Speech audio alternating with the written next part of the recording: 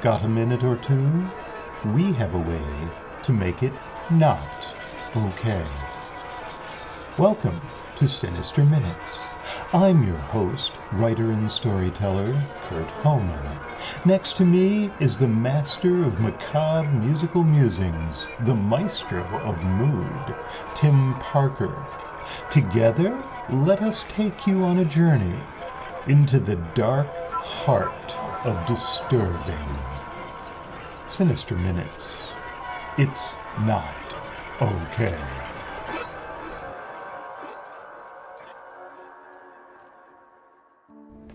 Sinister Minutes features tales that include disturbing content. That's intentional, because like the podcast itself, the creators here at Sinister Minutes are really not okay. Content featured on this podcast may include descriptions of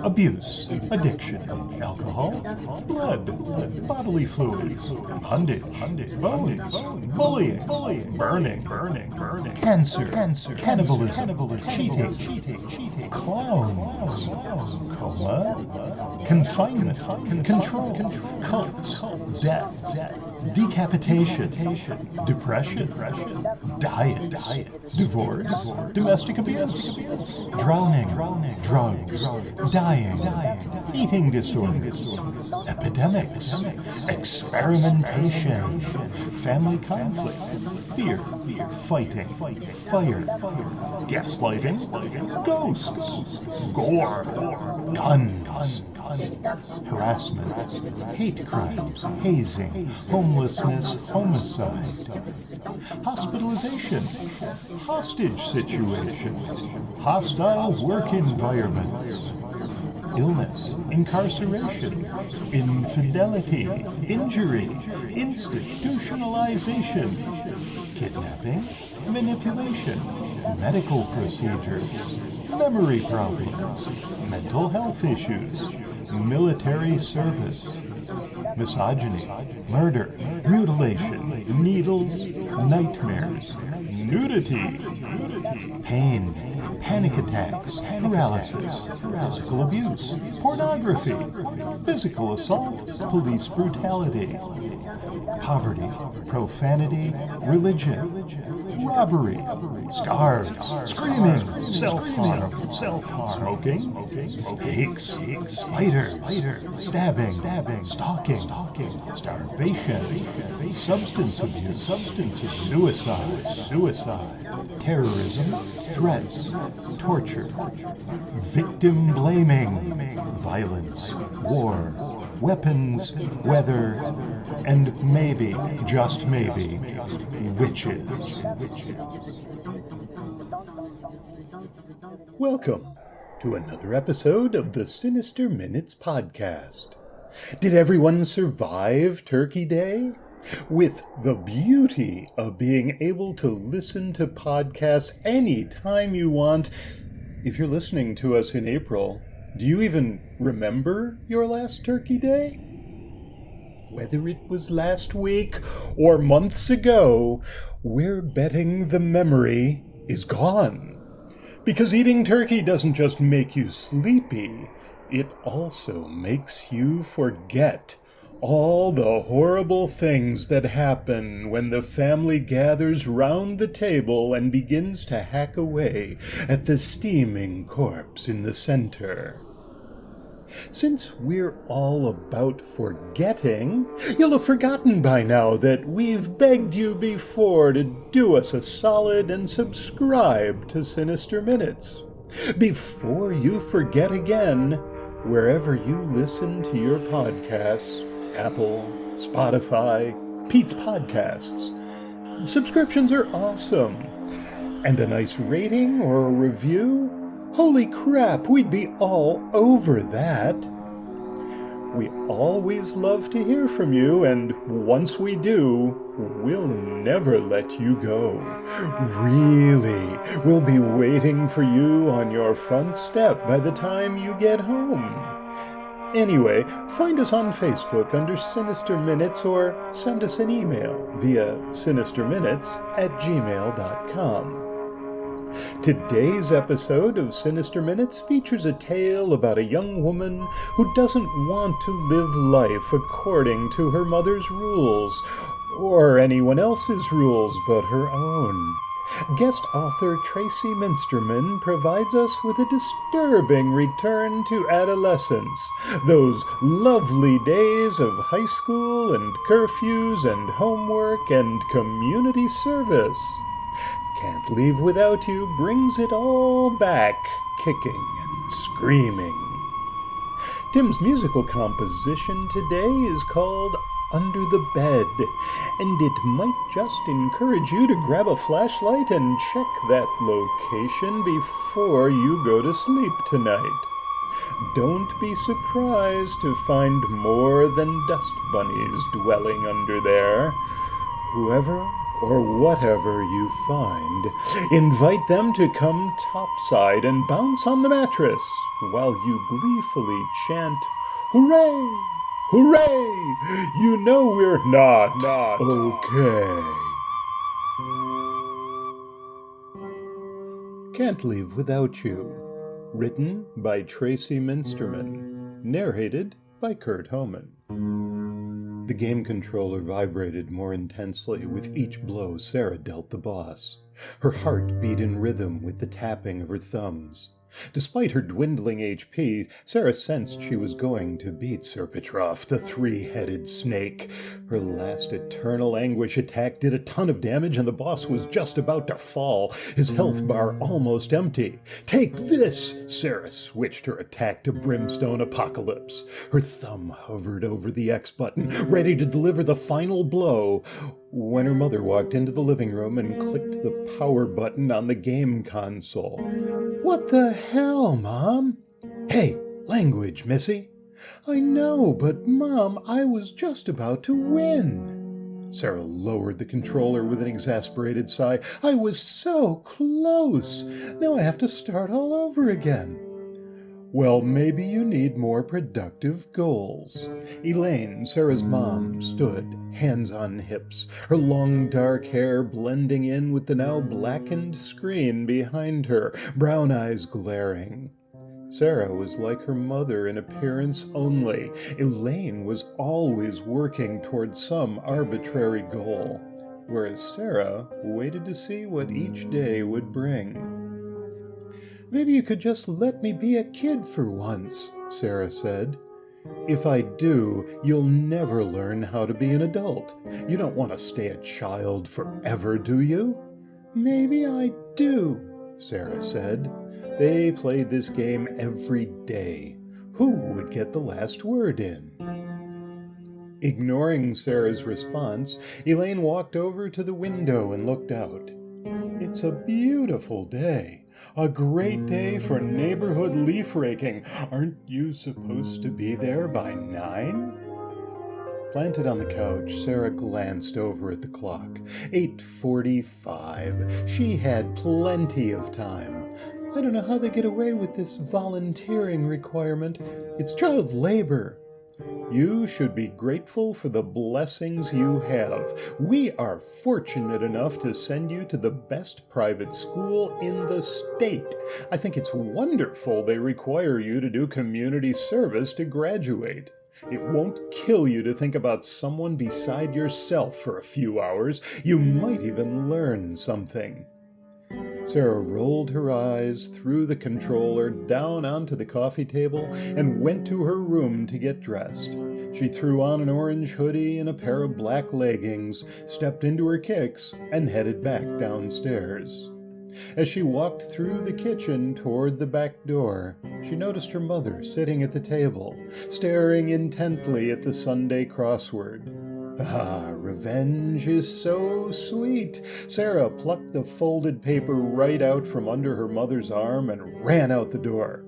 "I'm sure you have more productive goals for the day," she yelled back as she pedaled off on her bike. At least she bested one boss this morning. Sarah arrived at the church down the street just past 9, but the pastor was still rifling through a clipboard full of sign-up sheets. Her school worked with local churches to set up these volunteering opportunities. There were about 20 kids at today's event, mostly seniors like herself trying to get their hours in before winter. Looking around at the group, Sarah wasn't the only one who didn't want to be here. Half-closed eyes, frowns all around. Only one kid seemed happy to be there, a slender twig of a girl with bushy red hair, big blue eyes, and a smile too bright for this early in the morning. Molly. Sarah made her way around the group of fellow zombies to her best friend. Hey. Mornin', Molly said in her usual chipper voice. I put us on this list already, so we won't get split up. Oh, thanks. I didn't even think about that. Molly gave a knowing smile. Sarah often wondered if the two would be friends if they hadn't met and become inseparable in the first grade. They couldn't be more different, yet Sarah couldn't imagine life without Molly. The pastor's voice echoed against the side of the church. Michael, Justin, you have Mr. Brown's house at 211 2nd Street. Lisa, Brian, go to the Walsh house at 59 Wellington. Molly, Sarah, you'll be doing Mrs. Flannery's house on the corner of Hudson and Maple. He went on, calling everyone's assignments. Everyone grab a tarp and rake and head out. We'll meet back here in 3 hours. Don't forget, you need to come back here and turn in your equipment to get credit for this assignment, and I will be walking around to check out your hard work. What a blowhard, Sarah whispered. Molly giggled under her breath. Ready? Not really, but I guess we have to. The two walked up and grabbed their rakes and tarp. It won't be that bad. At least it's not raining, Molly said. Yeah, I guess.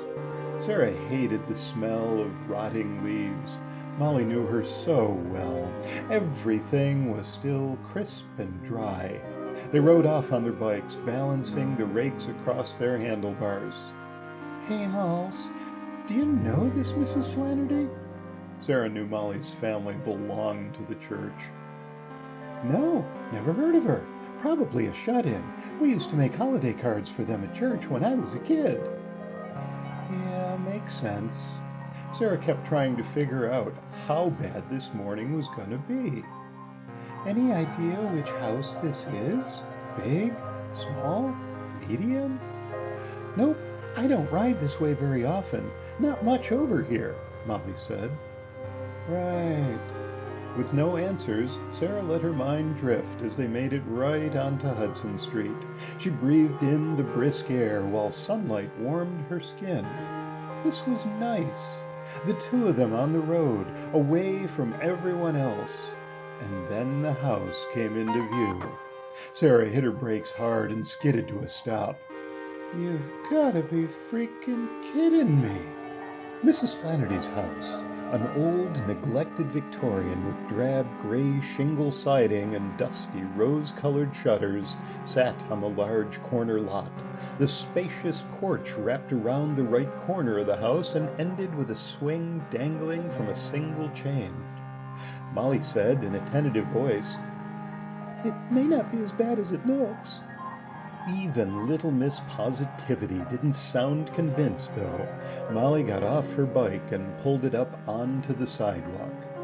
The yard was a complete mess. There were at least 10 looming maple trees that Sarah could see, and a sea of leaves covering the yard. Is the universe punishing us for something? Come on, staring at the leaves won't make them go away. We'll do our 3 hours and then go.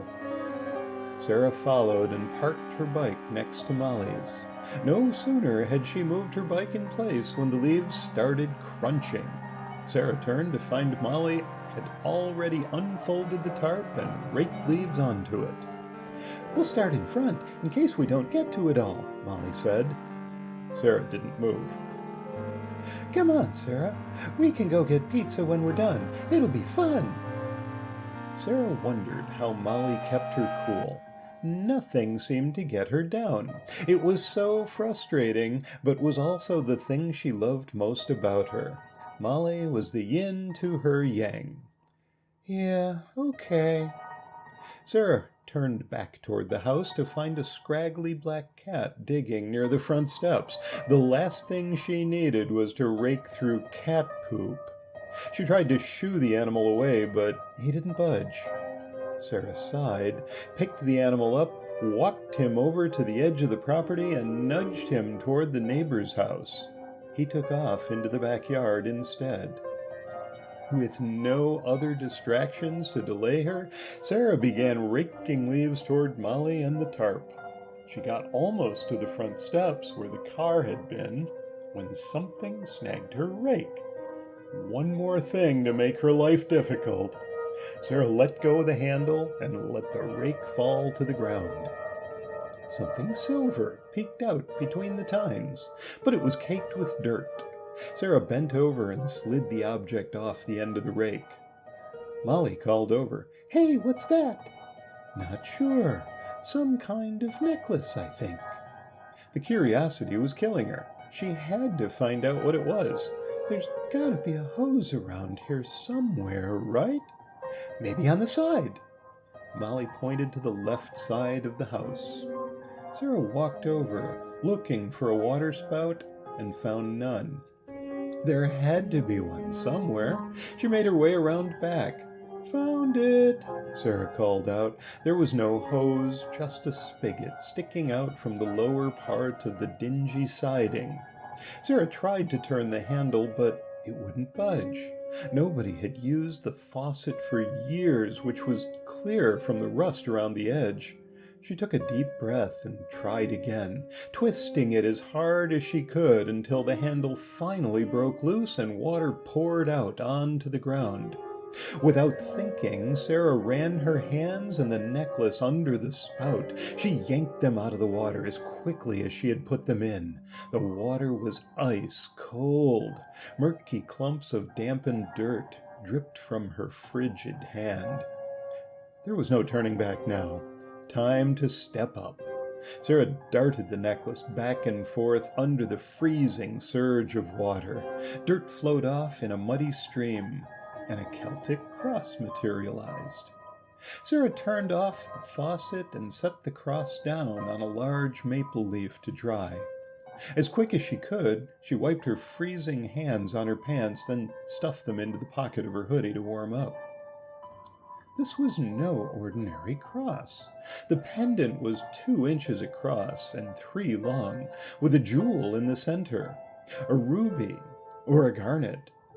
Likely just costume jewelry, something a kid dropped while trick-or-treating last week, but maybe not. It looked a little nicer than that. If there was even a slight chance of it being valuable, Sarah would keep it. Perhaps this day wouldn't be a complete waste after all. She grabbed the chain and held up the necklace to examine. Not that she knew anything about jewelry, but all the lines on it caught her eye. They looked like little hinges. "So, what is it?" Sarah jumped. "Geez, don't sneak up on me like that." "Sorry," Molly giggled. She looked down to see the necklace. "Ooh, that's pretty. It looks like an antique." "Yeah, looks old. It has these weird hinges. It may be a locket." Sarah scooped up the chain and slung it over her head. Molly laughed. "Doesn't exactly go with your orange hoodie." Sarah tilted her head and stuck her tongue out. "Duh. But do you think it's worth anything?" "Dunno. Maybe. Why?" Molly asked. "Going emo?" "No. Ew." Sarah squinted her eyes and pretended to gag. "But there is a new game coming out that I really want. This might be worth enough to trade for it." Molly's jaw dropped. "What? You can't just take that. You have to go see if it belongs to Mrs. Flannery." "Hey, she's already getting her lawn raked for free," Molly pleaded. "Sarah, please. It might be something important to her. Don't you remember when you lost your bracelet last year?" Yes, and it never turned up, which means someone found my bracelet and kept it for themselves. Finders keepers, right? And don't you wish they had returned it to you instead? Molly asked. Sarah rolled her eyes, knowing Molly was right. Yeah, I guess. Sarah lifted the necklace over her head. Come with me? If Pastor John comes by and doesn't see us working, he won't give us credit for these hours. Yeah, okay. Sarah didn't want to go talk to this old woman by herself, but she didn't want to lose these hours either. I'll be back in a few then, hopefully. She walked back around to the front. Her instincts told her to pocket the necklace and just tell Molly that Mrs. Flannery said it wasn't hers. But somehow Molly could always tell when she was lying. Sarah just had to hope it didn't belong to the woman. The splintered wooden stairs bowed and creaked with each step she took, but she made it to the porch and rang the doorbell. The door swung open as if the woman had been waiting for her to arrive. A tiny old woman moved out of the shadowed foyer into the light, her skin gray as if she appeared in an old black and white photo. Her ghost white hair pulled up in a neat bun, and her rounded back forced her to look upward to meet Sarah's eyes. "Hello, dear," the woman said. "Mrs. Flannery?" "Yes." I'm Sarah. My friend Molly and I were raking up your leaves when I found this stuck in the ground. I wanted to see if it is yours." Sarah slowly raised the cross. The woman's eyes lit up. "Damn it!" "Oh my goodness, yes. I have been missing that for years. I must have searched this house 10 times over looking for it." Sarah handed the necklace over to her. Mrs. Flannery caressed the cross with her bony fingers. "This cross has been with me, my family, for centuries. Thank you so much for returning it. What a sweet girl you are." "Sure," Sarah said, her voice devoid of emotion. Nothing ever went her way. Not that she really wanted the necklace, but as it dangled before her, the jewel almost seemed to glow. It called to her. She fought an impulse to snatch it back from the woman's hand, overwhelmed with the urge to know how it opened. Her eyes fixed on it when she heard the woman's voice again, but she had missed what the lady said. "What?" "Why don't you come in, child? And I'll make some cocoa for you and your friend. You deserve a reward for bringing this back to me." That wasn't exactly what Sarah had in mind. A monetary reward would have suited her better, but her hands were freezing. Maybe some cocoa to warm up was a good idea. "Okay." Sarah turned to see if Molly was back, but didn't see her. She wished her friend was coming in with her. This woman gave her the creeps. Mrs. Flannery shuffled back to let Sarah pass through the doorway. "Well, come in already, child. You're letting in the cold air." Sarah stepped in and looked around the place. The inside of the house was almost as bad as the outside. There was stuff everywhere. Sarah peered into the living room while the woman closed the door. She had expected it to be like her grandmother's house, but it was a complete mishmash of old and new. There was a dusty old record player in the corner, but there was also a PlayStation next to the TV. "This way, dear." Mrs. Flannery turned and started walking down the hallway. Sarah noticed for the first time that the woman was wearing jeans and a graphic tee. Odd for a woman her age. Then again, who was she to judge? Maybe this little old lady was cooler than she thought. Sarah's instincts were telling her something was a little off here, but she pushed the thought from her mind and followed the woman at a snail's pace into the kitchen. Mrs. Flannery poured milk into a small pan and turned the stovetop on. "So tell me about yourself. What is it you do when you're not raking an old lady's lawn?" Sarah regretted coming inside. Having a conversation with this woman would be worse punishment than raking the leaves. But on the flip side, it was nice to be out of the cold air. Her hands were already warming up a bit. "Oh, you know, typical kid stuff. School, band practice, video games when I'm allowed to play them," she said. Sarah pulled out a chair and sat down. This was definitely going to take a while. The woman sighed.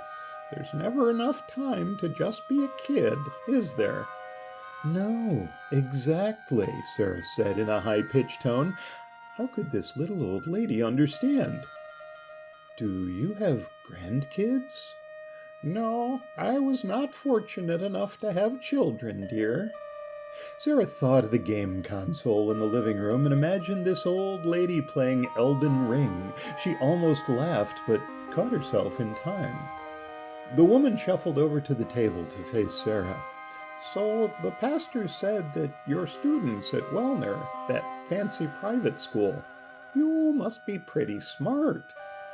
"Well, a little, I guess, but apparently I don't apply myself," Sarah said, putting the last part in air quotes. "You're bored, right?" "Yeah, well, I don't even know why I have to go to school. Everything I need to know is online." Yes, I understand." The woman grinned as she turned back to the stove and pulled the pan off the burner. She retrieved 2 mugs from the cupboard and turned towards Sarah. "Would you mind pouring the milk, dear? I'm a bit shaky these days." "Sure, no problem." Sarah got up and switched places with the woman. "That necklace is so pretty. It looks like it might be a locket or something. Does it have a picture inside?" She picked up the pan and began pouring. "No, not a picture. What it has inside is magic." Sarah whipped her head around and milk splashed onto the counter. "Sorry, what?" She must have misheard the woman. "Magic, dear. It is a magical amulet." "Yeah, right," Sarah scoffed. This woman was out of her mind. Mrs. Flannery laughed. "The paper towels are right there." She pointed an index finger toward the end of the counter. "Not all magic is like Harry Potter, child. It's not all wands and spells and amulets." Sarah raised an eyebrow. "Oh, you are a smart girl, aren't you?" "Yes, I am. Everyone knows there's no such thing as magic." Sarah tore a towel from the roll and wiped the counter. "You're quite sure, are you?" Sarah threw the dampened paper in the wastebasket. "Yeah." She turned back toward the woman. Oh, the ruby-colored gem in the center of the cross was now glowing. She tried to cover her initial surprise.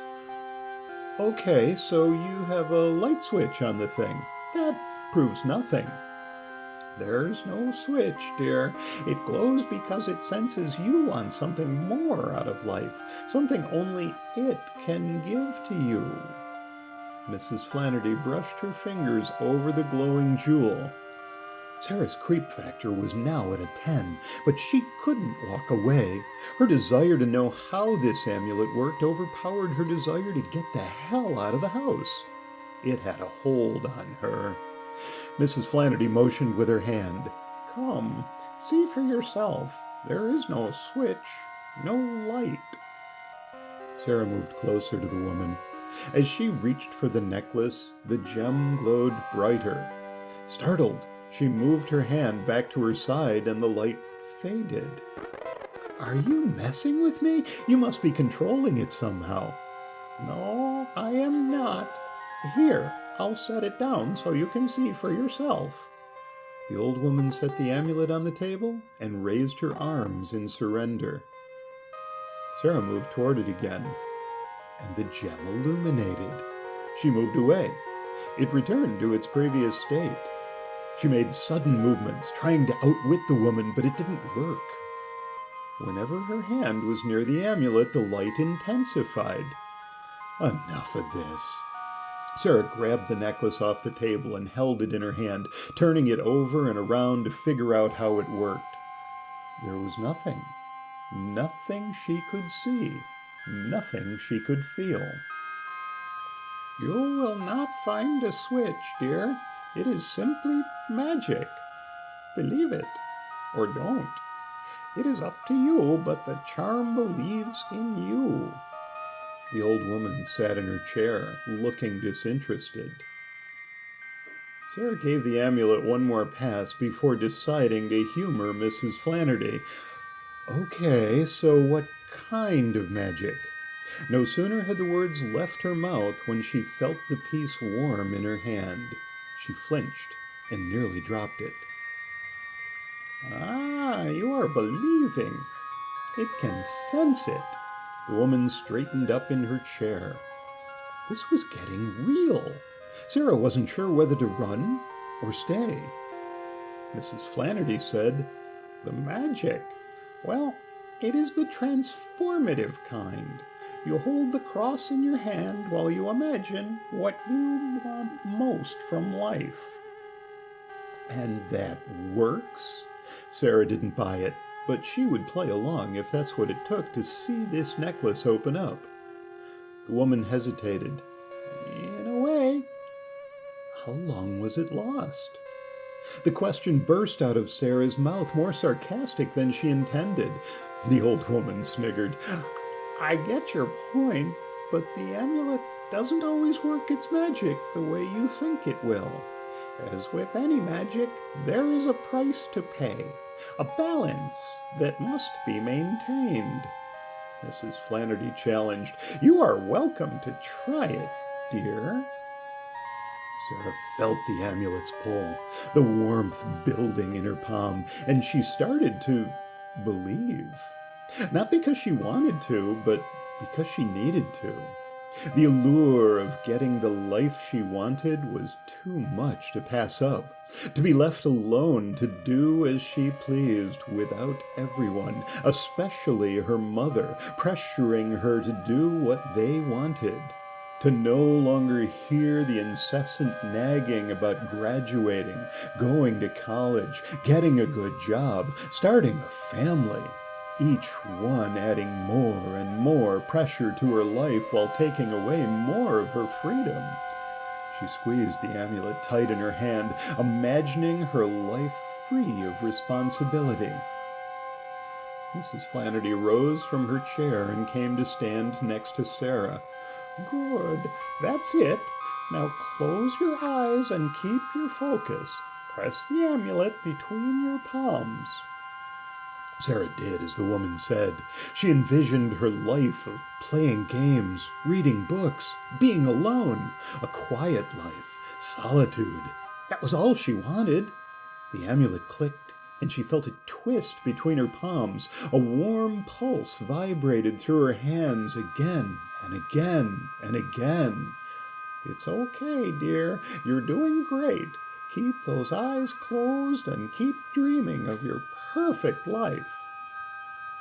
Sarah loosened her grip just a little to give the amulet room to move, careful not to release it.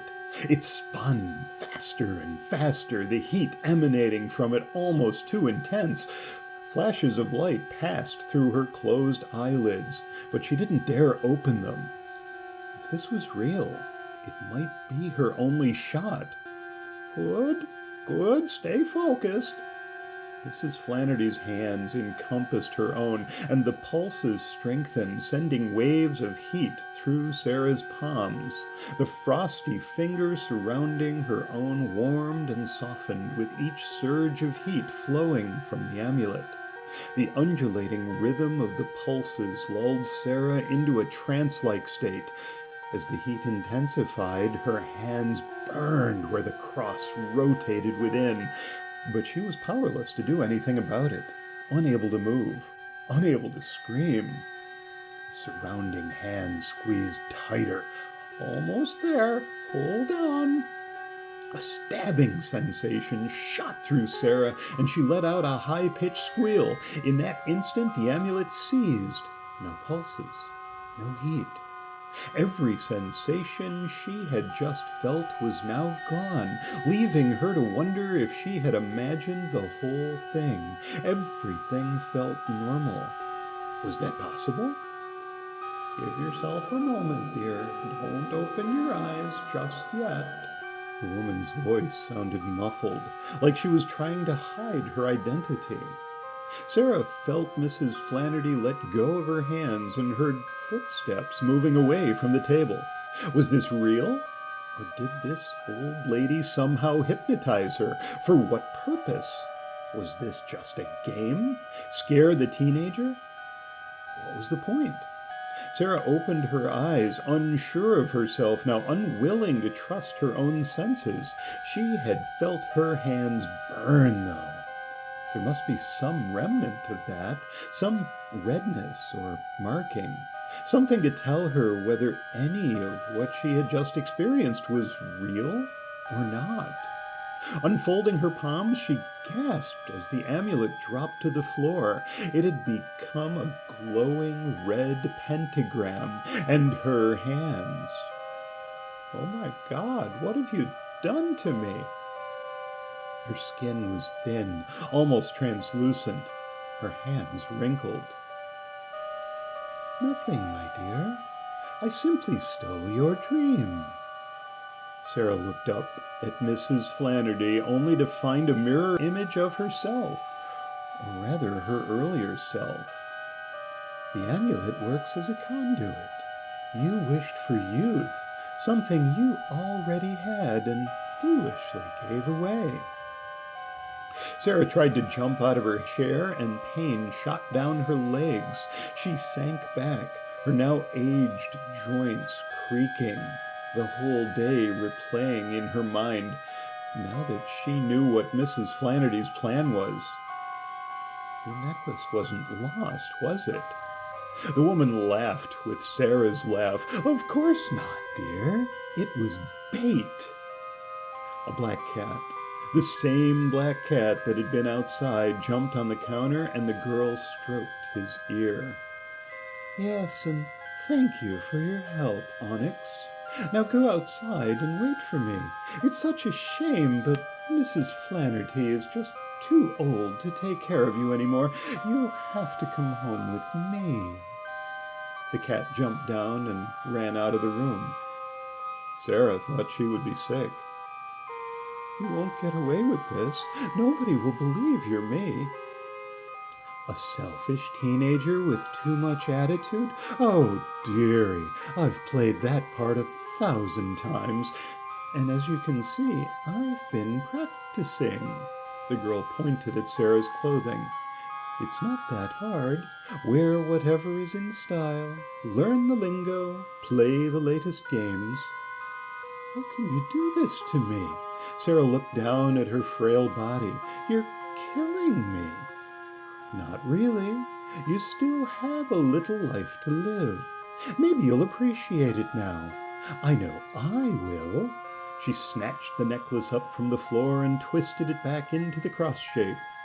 Thank you for the cocoa, Mrs. Flannery. An evil laugh escaped her, and in a flash, she was gone. Sarah sat at the table, devastated, unable to even cry. It was too much for her brain to process. The witch was right. She hadn't appreciated what she had, and now her youth was gone forever. Or was it? She thought about what she had wished for and what she had gotten in return. And Sarah erupted in laughter. The more she thought, the more she laughed. She had exactly what she wished for. As an old woman, nobody would bother her or try to boss her around. She was free. Joke's on you, witch. You're the one who's raking leaves for the next 3 hours, while I get to do whatever the hell I want.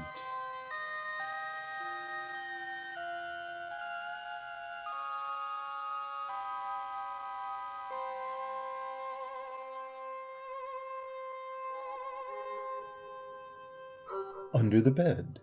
Composed and performed by Tim Parker.